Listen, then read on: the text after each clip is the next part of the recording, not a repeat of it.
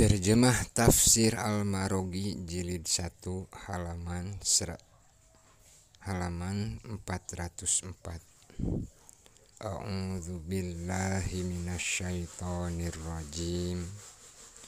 Fala tamutunna illa wa antum muslimun. Peliharalah agama Islam ini demi Allah, dan janganlah sekejap pun kalian meninggalkannya, karena mungkin kalian akan meninggal tiba-tiba sedangkan kalian berada dalam agama yang telah dipilih Allah untuk kalian. Di dalam larangan ini terselip pengertian bahwa seseorang yang menyeleweng dari jalan yang benar, janganlah merasa putus asa. Ia harus melakukan secara segera untuk kembali kepada jalan Allah dan berpegang teguh kepada agamanya. Sebab dikhawatirkan ia akan mati dalam keadaan tersesat. Setiap orang yang selalu dikejar-kejar kematian, sebagaimana yang dikemukakan oleh seorang penyair.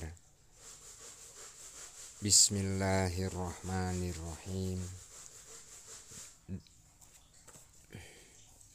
Daqqatu qalbil mar'i qailatul lah, innal hayata daqaiqu wasawan. Artinya, detak jantung seseorang mengatakan kepadanya bahwa hidup ini laksana bergesernya menit dan detik. Kemudian Allah menjelaskan kembali wasiat ini sebagai hujah atau bantahan terhadap tuduhan orang-orang Yahudi dan Nasrani.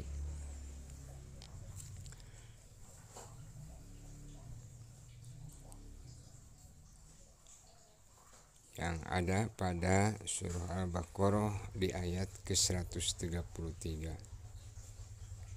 Am kuntum syuhada'a idh hadara Ya'qubal maut.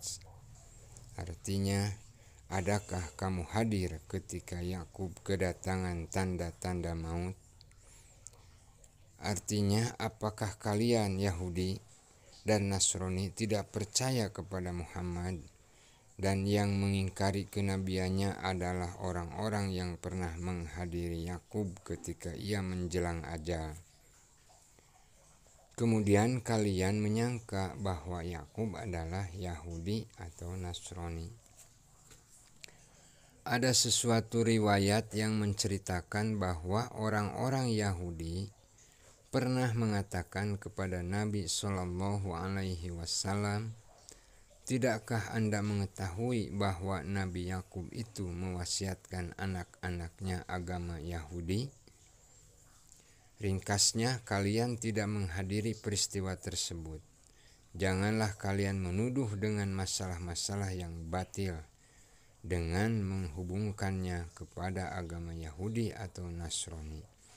Allah hanya mengutus Ibrahim dengan membawa agama yang hanif, Islam, yang diwasiatkan kepada anak-anaknya setelah ia mengakhiri masa hidupnya.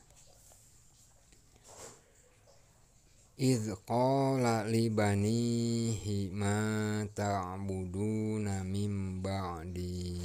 Artinya, apakah kalian menyaksikan ketika Nabi Yakub berkata kepada anak-anaknya, "Apakah yang kalian sembah sesudahku?" Maksudnya, pertanyaan Yakub ini hendaknya membaiat anak-anaknya agar mereka tetap teguh pada pendiriannya di dalam Islam, ajaran tauhid dan segala perbuatan hanya karena Allah dan untuk mencari ridhonya. Juga menjauhkan diri dari kemusyrikan seperti menyembah berhala dan lain-lain selain Tuhan.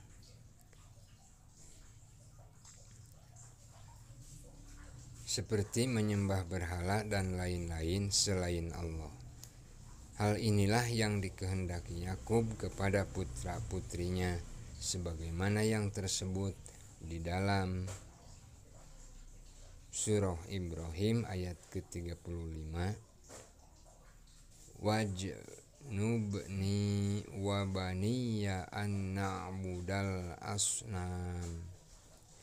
Artinya, dan jauhkanlah aku dan anak cucuku daripada menyembah berhala-berhala.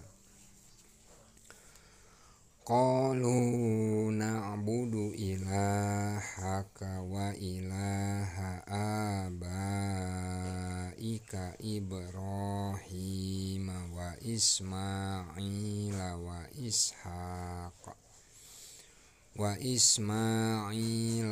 Ishaq ilaha wahida wa nahnu lahu muslimun.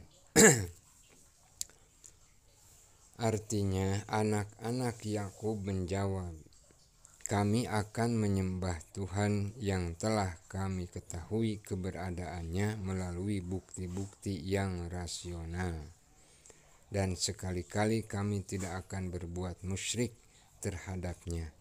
Kami selalu menyembahnya dan kami akan taat, merendahkan diri dan berbakti kepadanya dan menghadap kepadanya dalam keadaan bagaimanapun juga. Mereka hidup pada suatu periode yang masih menyembah berhala, patung, bintang, marga satwa, dan lain-lain selain Allah. Di sini Nabi Ismail disejajarkan dengan ayah, yakni Yakub, padahal Ismail adalah pamannya, bukan ayah mereka. Imam Al-Bukhari dan Muslim meriwayatkan sebuah hadis Nabi yang mengatakan, Ummur rajuli sinwu abih. Paman seseorang sama hukumnya dengan ayahnya sendiri. Ayat ini memberikan petunjuk bahwa agama Allah itu tetap satu. Dan di dalam ajaran Nabi manapun, intinya adalah tauhid atau mengesahkan Allah. Di samping menyerahkan diri kepadanya dan taat terhadap petunjuk para nabi.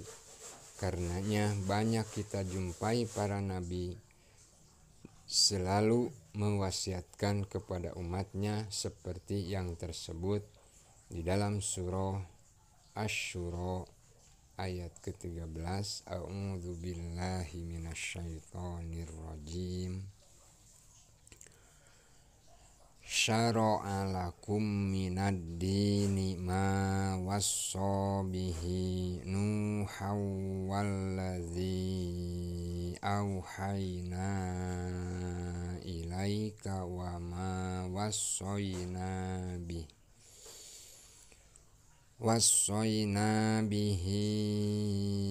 Ibrahim wa Musa wa Isa an aqimud dina wa la tatafarraqu fi. Artinya, Dia telah mensyariatkan bagi kamu tentang agama apa yang telah diwasiatkannya kepada Nuh dan apa yang telah kami wahyukan kepadamu dan apa yang telah kami wasiatkan kepada Ibrahim, Musa, dan Isa, yaitu tegakkanlah agama dan janganlah kamu berpecah belah tentangnya. Al-Quran memerintahkan kepada umat manusia agar sepakat dalam suatu agama yang ajaran pokoknya 1. Mentauhidkan Allah dan mensucikan diri dari kemusyrikan dengan aneka ragam bentuknya. 2. Menyerahkan diri kepada Allah dan taat dalam segala amal perbuatannya.